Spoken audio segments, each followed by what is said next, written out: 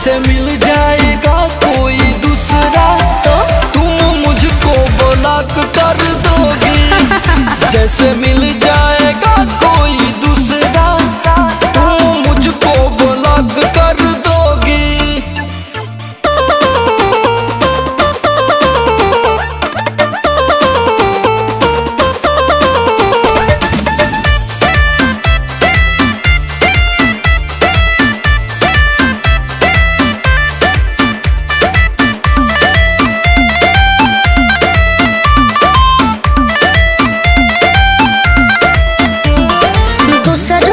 जैसे नहीं हूँ मैं सोना, आओ करीब मेरे प्यार करो ना।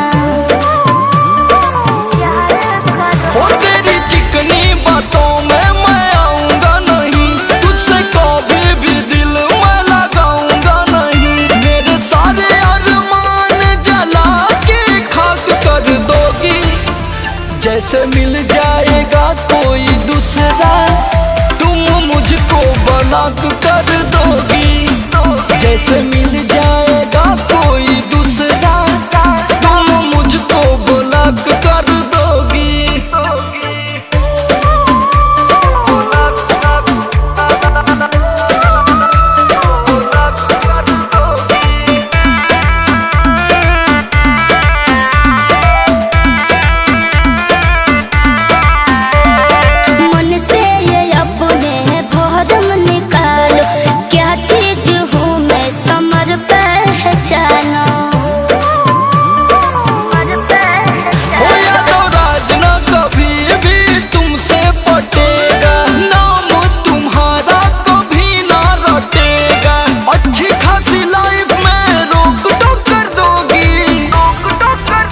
जैसे मिल जाएगा कोई दूसरा तुम मुझको ब्लॉक कर दोगी। जैसे मिल